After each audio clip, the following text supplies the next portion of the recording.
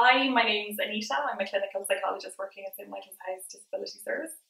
This is part of our short series looking at understanding emotions and difficult emotions, why it's particularly relevant right now during the pandemic, and why it's of particular importance when working frontline. In the first video, we were introduced to the idea that we have three types of emotion regulation systems. That is the threat system, the drive system, and the soothing system. We now know that these systems interact and play an important part in how we go through our day, how we respond to situations, where we focus our attention, and how we feel. By spending most of our time in threat or drive, we leave less and less room to expand our soothing or green system, which helps us feel safe and calm. With that said, let's start to look at each system in more detail and build on our understanding of each one, starting with the threat system. Our threat system is our alarm system and involves stress hormones such as cortisol and adrenaline. We need this for two main functions: to detect and to protect. Detecting potential danger means focusing our attention on things that might be threatening in order to keep us safe and keep us alive.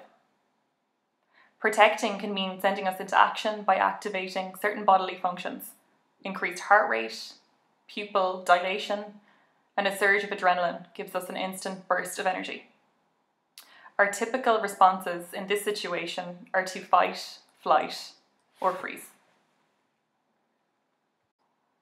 You might remember that our threat system can be activated by both imagined and real threat. Right now, we face a very real threat in the form of the coronavirus. We are reminded about threat more than ever before in the form of frequent coronavirus emails, updates, and messages about infection and death. On top of this, imagined threat might include excessive worry, for example, about a service user or a family member becoming unwell. As a frontline worker, your threat system is likely highly activated on a frequent basis. Whether real or imagined, the threat system creates feelings of anxiety, fear, and aversion within us. When threat is real, we need this. When it is not real, the threat system can overwhelm us and lead us to feeling very fearful, angry, or anxious. So how can we make use of this information?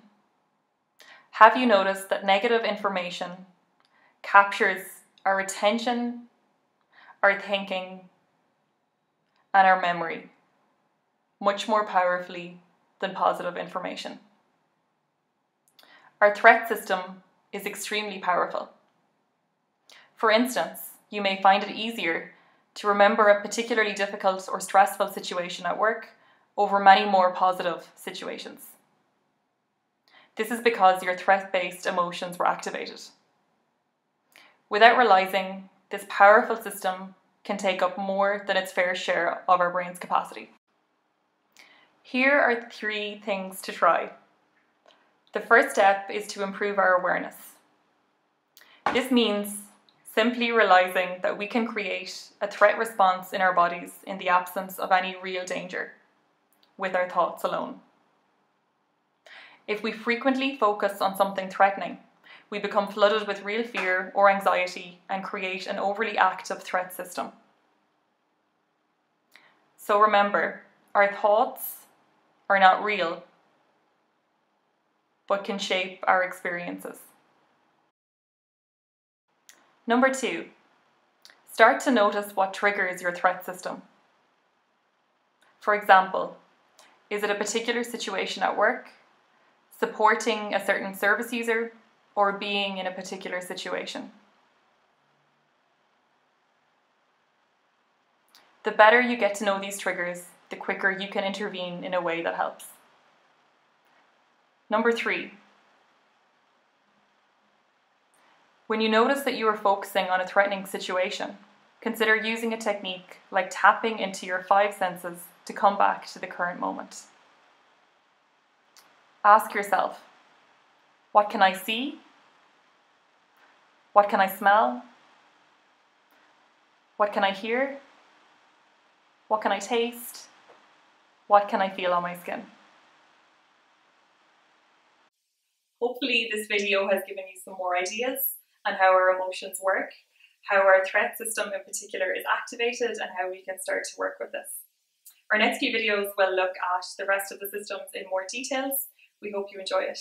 Thanks for listening.